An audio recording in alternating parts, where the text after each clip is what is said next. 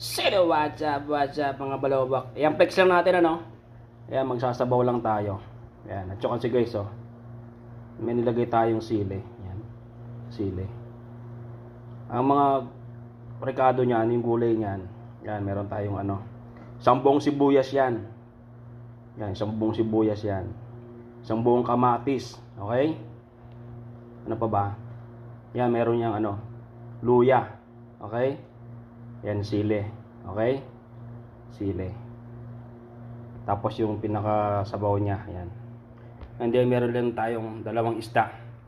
So yung dalawang isda na yan, okay? Dalawang kain na lang din to. Isa sa umaga, saka sa gabi. Yan.